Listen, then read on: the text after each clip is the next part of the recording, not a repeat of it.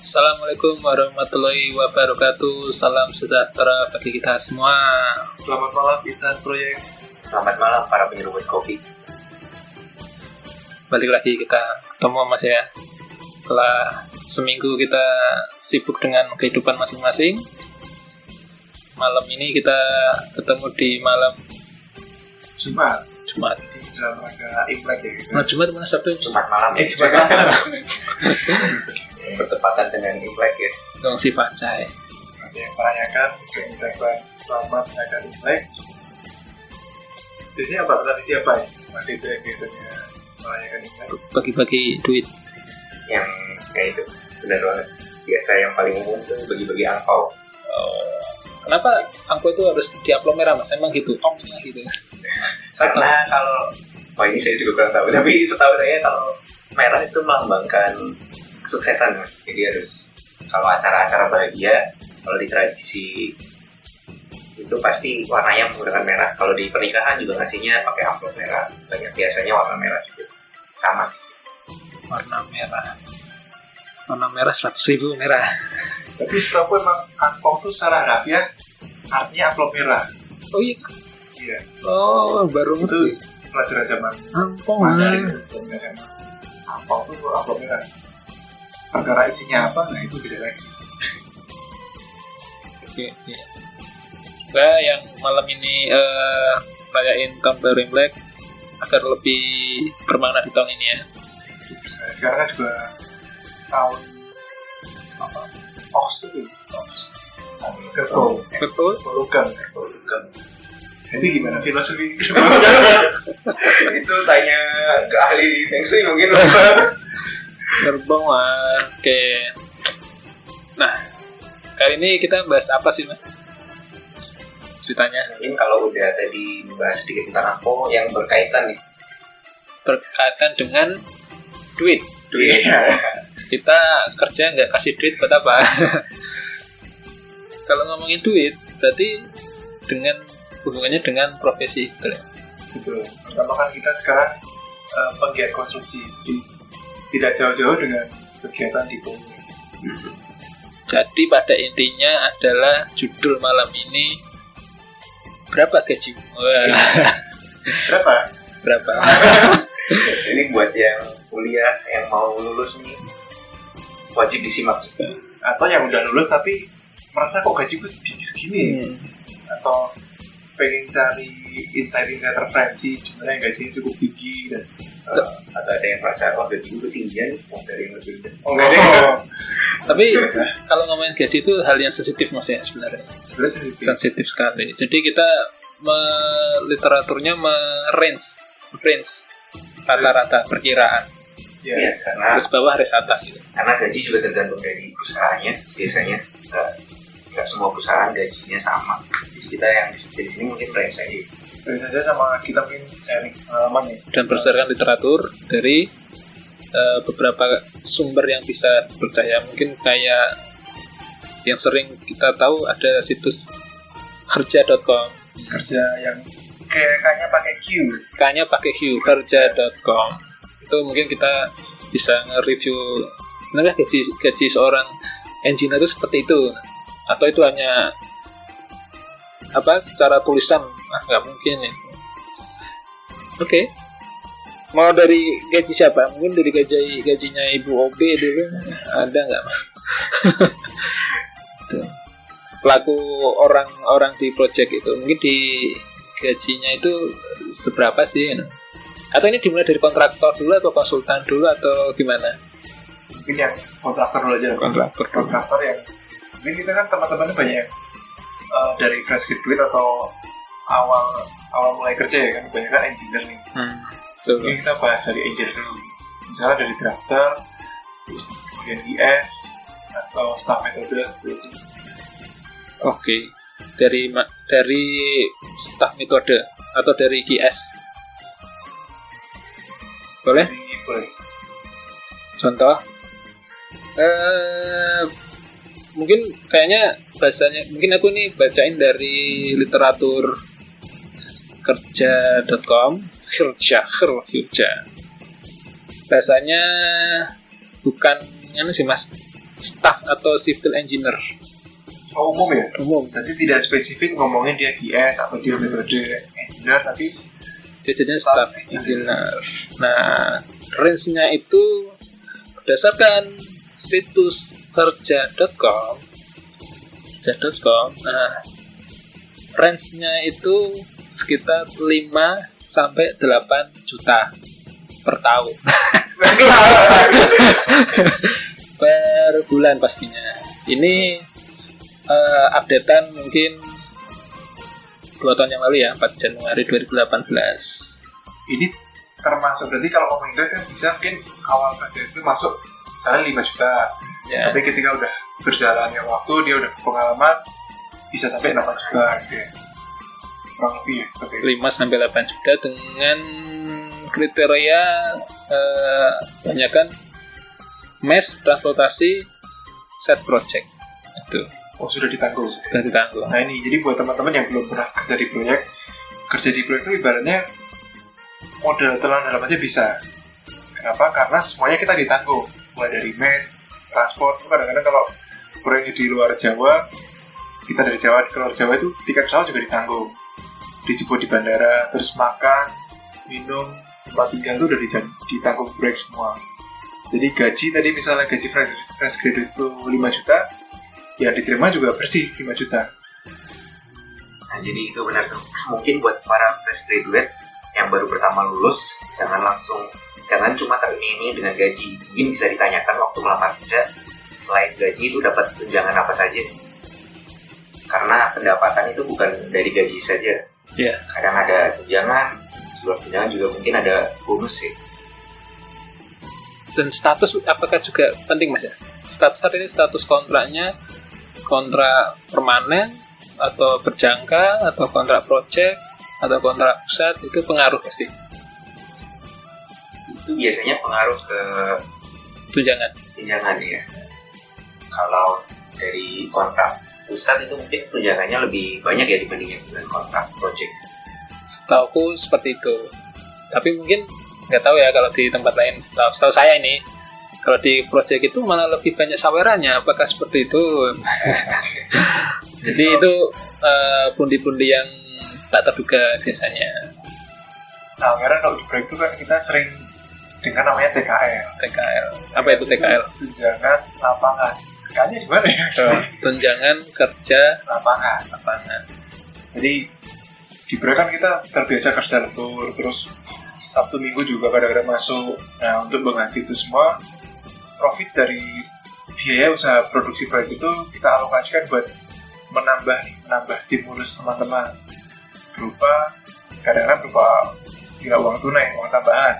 Ya diterima biasanya di tengah bulan. Jadi kalau gaji itu di akhir bulan, tengah bulan ada stimulus berupa uang TKL itu di tengah bulan.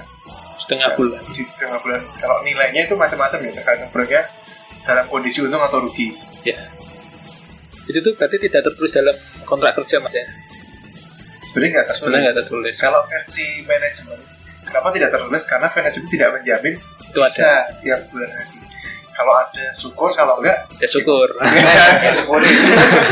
Itu. Jadi yang diharapkan itu langsung misalnya, wah kok nggak ada sih, langsung gondol, langsung emosi, nggak boleh gitu kan? jangan lah. Karena itu bukan, itulah. karena itu bukan kewajiban, itu bukan hak pasti ya. Karena hak pasti kita adalah gaji akhir bulan. Oke, contoh. Itu tadi range-nya 5 sampai 8 untuk di posisi engineer, set engineer. Baik itu mungkin pergi drafter, GS, metode, schedule, sekitar itu kan. Ya, Kurang lebih seperti itu.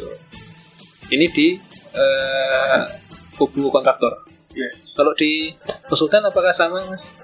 Kalau di konsultan untuk fresh graduate kurang lebih sama sih. Kurang lebih sama. Jadi baik inspektor atau engineer yang baru lulus rentangnya masih di antara 5 sampai 8 itu juga. Artinya di bawah 2 digit ya. Ya. Tapi tergantung lagi juga dengan nilai proyek biasanya. Nilai proyek. Kalau proyeknya besar, mungkin alokasi dana untuk gaji plus tunjangannya itu bisa lebih besar. Tapi kalau untuk besar kecil perusahaan Pengaruh nggak Mas? Itu pengaruh juga. Pengaruh juga ya. Pengaruh juga. Kalau contoh lain sebenarnya tergantung pada sense-nya atau bukan selera PM-nya. Jadi pas ada 2 proyek kemarin terakhir itu, satu proyek sebelumnya PM-nya itu emang dia punya tingkatan standar gaji yang tinggi. Jadi misalnya teman-teman sesama drafter nih, di proyek yang PM-nya ini bisa anggap aja 5 juta misalnya. Tapi di proyek yang lain yang PM-nya itu tidak begitu tinggi standarnya, cuma 3 juta. Jadi perusahaan pun juga kadang-kadang juga tidak menentukan standar untuk per level jabatan. Itu tergantung seorang project manager memberikan nilai tersendiri ya. PMA dengan PMP belum tentu memberikan gaji terhadap seorang site engineer itu sama, belum tentu sama, bisa beda-beda. Juga ada lagi juga faktor lokasi. Kalau misalnya di dalam Jawa, dan luar Jawa, mostly orang Jawa dibandingkan yang luar Jawa dan pekerja dari Jawa, itu nilainya biasanya gaji lebih tinggi di luar Jawa. Jadi kalau misalnya saya orang Jawa, kerja di luar Jawa itu lebih tinggi ketimbang saya kerja di dalam Jawa. Ya. Karena kuliah Jawa. Gimana? Karena apa Mas? Apakah karena faktor jauh dari tempat tinggal, terus gimana? Ya itu tetap aja harus diakui ya. Itu kan ada biaya untuk menutup sesuatu yang kita tinggalkan, tempat tinggal jauh. Oh ya. Mungkin ya kalau mau pulang waktu juga. Jadi pertimbangan itu yang mendorong adanya tunjangan luar pulau. Ya, benar sih, tak pikir aku meninggalkan Pulau Jawa jauh dari keluarga, semisal kok harganya sama dengan kerja di Jawa, ya ngapain gitu kan? Iya. Pasti. Memang harus diakui ada bayaran untuk sesuatu yang ditinggalkan. Harga yang setimpal lah. Oke.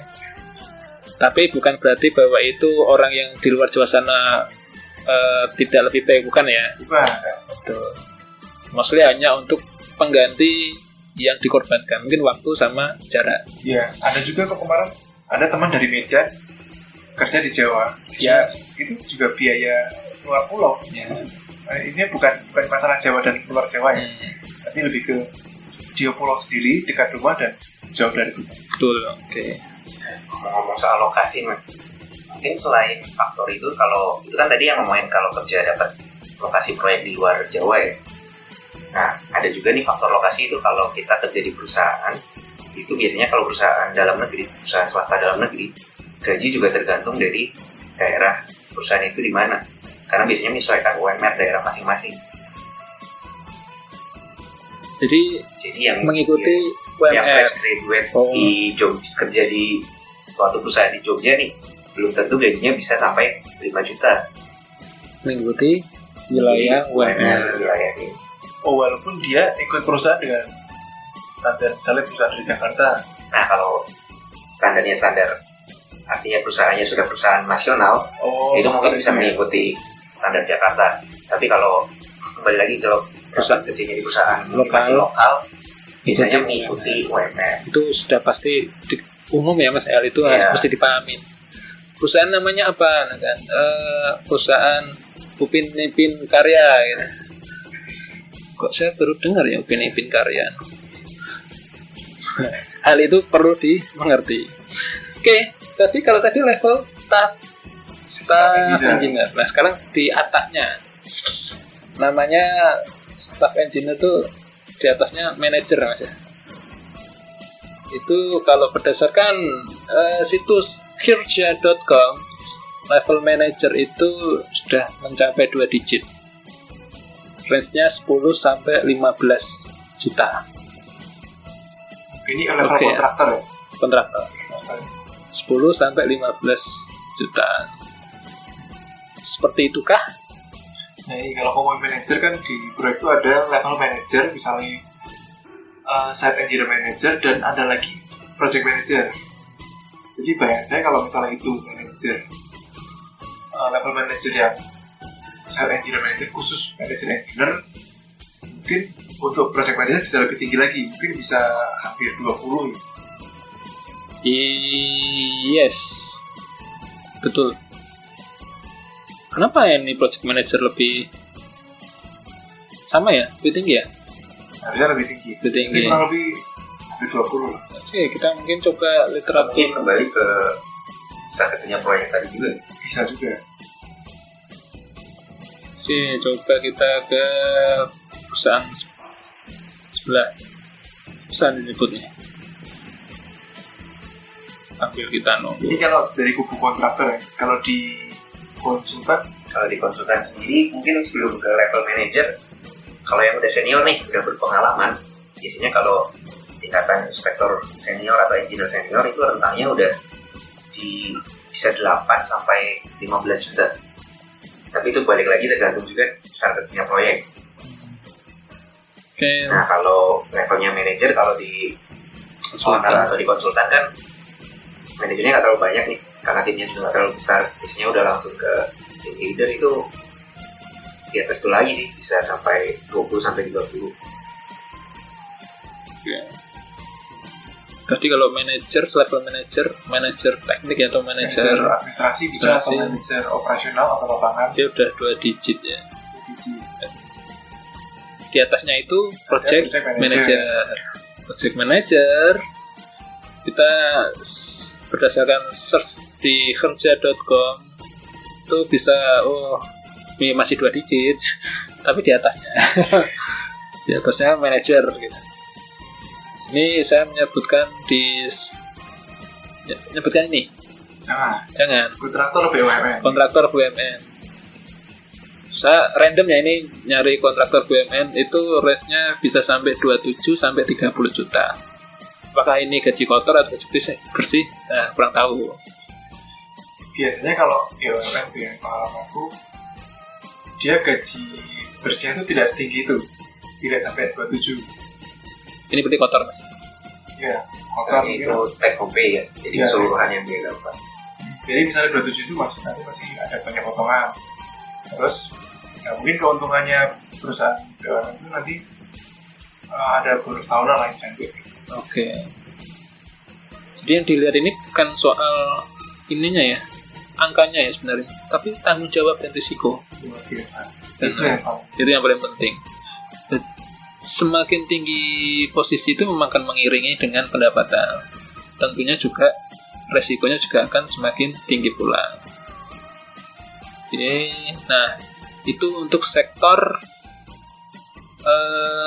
konstruksi. Apa cuman cita-citanya di sektor konstruksi? Nah, gimana dengan sektor bukan konstruksi? Kita sebutkan ini ya. Mungkin kalau yang teknik sipil yang masih berhubungan dengan teknik sipil, mungkin selain konstruksi bisa ke oil and gas ya. Oil and gas atau tambang, piping, assembling apa? Manufacturing dan apa biasanya? Instrumen. Nah, itu tidak memungkinkan ya. Bisa memungkinkan kita masih ke situ, teknik sipil. Ini cukup menggiurkan ini. Selevel production engineer, berarti mungkin lebih ke levelnya dia masih sama dengan engineer set ya. Masih berdasarkan kerja.com, salary seorang production engineer di Pertamina itu, kita nyebut Pertamina 8 sampai 17 juta. Lumayan ya. Tinggi nih untuk ukuran engineer dibandingkan dengan di konstruksi tadi. Kan untuk engineer itu paling mentok di kurang lebih 10-an lah. Yeah. Kalau di Pertamina ini sebenarnya menurutku sama dengan selevel kontrak staff engineer. Ya. Dia minimal 8 kali ya. Ya mungkin dari teman-teman yang mendengarkan, wah gajiku gak segitu mas, kita sharing aja, tak ceritain nih gajiku segini, wah gak apa-apa. Gitu. Karena soalnya ngomongin gaji itu sensitif. Oke, itu untuk di Pertamina. Ada nih yang accounting manager, tapi kan kita bukan orang accounting. Ada lagi yang dari Freeport. Salah satu yang incaran juga biasanya. Incaran ya, cita-cita dulu juga. Teknik. Cita-cita Freeport Indonesia, sektor mining, oil dan gas. Untuk level engineer, nah, terakhir 29 Agustus 2017 dengan review yang cukup banyak, itu 10 sampai 40 Wow, engineer ya, Jauh ya kalau jauh dibandingin dengan konstruksi. konstruksi. 10 sampai 40. Itu mungkin 10 buat yang fresh graduate. Sering dengar gitu ya. Langsung, yo. Wah, hidupku seperti sultan. 10 sampai 40. Terus kalau kerja di mining atau oil and gas ini kan cukup dijamin juga. Di sana udah ada mes, terus lengkap lah, mau makan, tidur, terus dijemput, tiket pesawat udah ada. Jadi itu sama kayak konstruksi bersih. Sih, tapi sini juga ada yang mungkin risknya Yes. jauh dari kota. Resiko kan? Akses darat agak lama. Kita bisa bayangin Freeport itu jauh dari peradaban. Bukan. Jauh dari hiruk pikuk kota. Jangan dibayangkan, Freeport itu di Jakarta. Mungkin kalau KO ya. Kalau teman tuh ada yang kerja di Freeport, berapa di Jogja itu biasanya sore, terus transit ke Jakarta dulu. Jakarta, habis itu subuh tuh berangkat ke Papua, nanti agak siangan tuh masih jalan darat lagi ke Tembagapura. Hidupnya berpetualang. Iya. Itu pun pas menuju saya itu kan dikawal Polisi. Saya pernah ngalamin itu proyek, ya nggak proyek di Freeport, proyek berbau EPC gitu. Serasa ikut acara TV ini Jak Petualang ya. Benar melihat pemandangan ini sungai apa laut sih, luas banget. Dan risikonya biasanya memang lebih tinggi ya. Biasanya kalau kita kerja di lapangan di daerah pertambangan itu jalan hari ini ke, kalau yang saya pernah dengar tuh hari ini jalan ke tambang lewat jalan ini, besok bisa jalannya sudah nggak ada gitu. Sama ini mungkin resiko yang lain soal tempat kerja sih. Kalau kita konstruksi bangunan kan di tempat yang lapang, luas gitu. Tapi gedung atau dam. Kalau teman-teman di tambang tuh sipilnya biasanya bikin infrastruktur di dalam underground. Dalam underground bawah tanah. Jadi dia sekaligus bikin jalan baru untuk nanti dieksplor lagi. Misalnya nyari emasnya dieksplor lagi. Eksplorasi. Kan ada tuh kalau teman-teman ingat metodenya misalnya short crane, di sekalian drilling, terus jadinya di short crane. Ton. Itu juga konstruksi memakai metode itu, tapi memang orang konstruksi ya pasti. Iya. Berarti ya, pasti ada resikonya itu ya. Gak mungkin semuanya enak. Jangan dilihat enaknya, yang dilihat juga nggak enaknya, harus balance. Ya tahapnya engineer mungkin bukan manager ya, tapi masih staff senior atau bisa dibilang bosnya lah, koordinator menurutnya. Namanya Chief Engineer di Freeport Indonesia. Ya di atasnya kan. Range-nya 20 juta sampai 42 juta. Wow. Ini Kak PM-nya kontraktor. Iya ya. Siapa ya? Iya. Tapi dia levelnya Chief Engineer. Oh belum level manager dia. Ternyata sebesar itu. Comben lumayan bagus, full cover kesehatan dan roster. Comben apa ini? Kalian tahu? Comben. Ben itu benefit. Company benefit. Lumayan bagus, full cover, semuanya tercover. Nah itu ada roster 62, artinya berarti 6 minggu kerja, proyek 2 minggu libur. Asik. Jadi kalau teman-teman yang pengen liburan panjang full tanpa gangguan dengan 6 minggu berarti udah 2 kali gajian, pakai 20 juta di tangan, masuklah. Ya, semoga ini namanya itu biasanya benar-benar full kerja. Ya, benar-benar mungkin komunikasi susah, ya kan? Tapi versi teman saya yang kerja di Freeport masih lumayan. Kontraktor. Kenapa? Karena mereka tuh lebih terjadwal. Pagi udah ada sarapan, habis itu berangkat ke kantor. Pagi itu biasanya ke site dulu, jadi eksplorasi di underground. Agak siang itu ngolah data di kantor, sore nanti diantar lagi pulang ke mes. Jadi paling jam 5 jam 6 udah sampai mes. Jadi kalau di kontraktor bukan 6-2 tapi 8-4 ya. 8 minggu kerja 4 hari libur. 8 minggu kerja 4 hari minggu libur. Itu aja masih di telepon. Ya, tapi sini tertulis Mas, jauh dari keluarga pasti. Sering terjadi konflik internal maupun eksternal. Mungkin karena faktor di remote area juga ya, jadi tingkat stresnya tinggi, jadi konflik gampang terjadi. Kalau pengalaman di Freeport itu cukup bagus sih kita. Jadi sering ada konser dulu tuh pindah kota. Jadi emang tujuannya buat refresh teman-teman di sana. Iya. Terus ada konser sering, terus ada acara misalnya Natalan atau Fitri barang itu sering ada acara itu. Catering itu sering, terus tempat itu ada disediakan olahraga. Ada juga kok pusat perbelanjaan gitu. Jadi sebenarnya juga fasilitas sudah ini ya, sudah dibenahi. Karena kan standarnya cukup tinggi ya. Ini udah mature lah, perusahaan itu udah matang, jadi dia nggak cuma sekedar ngurusi produksi tapi ngurusi SDM-nya. Benar. Berarti udah dari zaman tahun berapa itu ya? Freeport di situ, nongkrong di situ. Nah,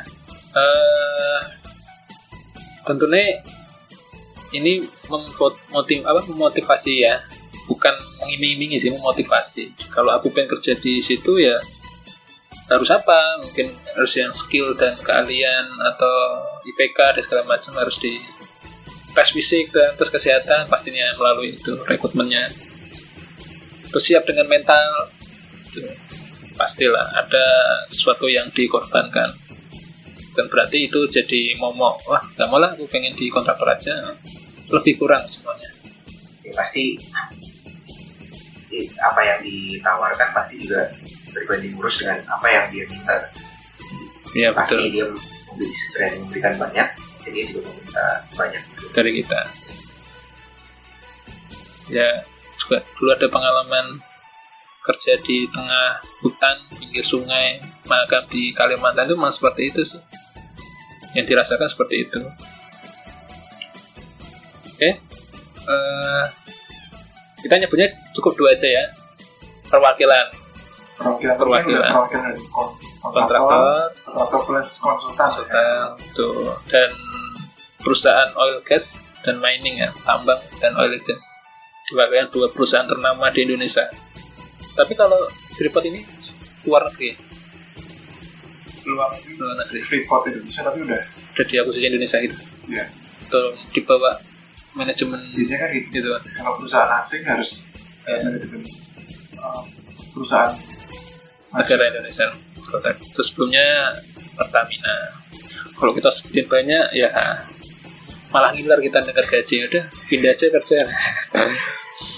Oke. Ada tambahan Mas? Ya kurang lebih seperti itu sih kalau referensi teman-teman yang akan mencari kerja. Tapi sebenarnya lebih banyak lagi selain tadi dari kontraktor atau mining, kan teman-teman bisa aja jadi dosen misalnya, atau hari ini kan jadi startup itu bikin inovasi sendiri, bikin gerakan sendiri. Entrepreneurship. Ya, jadi nggak harus ikut perusahaan. Bisa menciptakan lapangan pekerjaan. Seperti ini, siapa yang perusahaannya sudah Dektakor?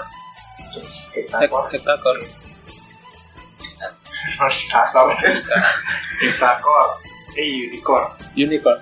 Di atasnya Unicorn kan ada Dektakor. Siapa tahu perusahaannya bisa sampai seperti itu. Ke perusahaan saya. Amin. Oke, kita malam ini berdasarkan literatur ya, bukan berdasarkan sok tahu kita enggak, dan pengalaman kita juga tahunya fresh-nya seperti itu karena kita orang konstruksi. Kalau kita orang piping atau orang oil and gas ya mungkin segini, kita bisa ngeceng-cengin teman kita, gajimu segitu. seiring usia juga ternyata yang sebenarnya kalau seiring usia itu yang dicari ternyata juga cuman bukan gaji aja, waktu sih mas. Gaji besar kita nggak punya waktu untuk anak istri saudara kita, itu juga jadi pertimbangan. Kesehatan juga itu juga sebuah gaji juga loh. Saya dikasih sehat selama setahun nggak belum sakit itu ibaratnya. Itu juga awal masuk kerja proyek itu kan semangat banget, kadang-kadang kerja sampai malam, subuh udah berangkat lagi, kerja sampai pagi, terus pagi jam 8 udah kerja lagi. Semangat, tapi lama-lama mikir juga sih, apakah saya harus kerja seperti ini terus gitu, mengolah rasa dan pikiran. Oke, karena menurut aku pribadi ya, selain gaji itu ada gaji itu di dalamnya rezeki sebenarnya. Tuh. Tapi rezeki belum tentu di dalamnya gaji. Enggak. Gaji di dalamnya rezeki, karena kasih sehat itu rezeki. Bisa bertemu dengan teman dan keluarga termasuk rezeki. Itu aja. Mungkin kalau kita ada salah kata atau salah ucap, kami mohon maaf, karena kita sifatnya sharing, berbagi pengetahuan, terus dengerin terus podcast kita. Setiap seminggu sekali kita akan usahakan selalu ada. Sama follow IG kami di @coffeesipil. Di situ tiap hari kami post soal microblog, jadi kami sharing seputar konstruksi. Oke. Kalau ada yang ingin ditanyakan, yang ingin dibahas di podcast, bisa langsung hubungi kami di DM kita. Oke, akhir kata kita tutup podcast malam ini. Sampai ketemu di minggu depan. Assalamualaikum warahmatullahi wabarakatuh.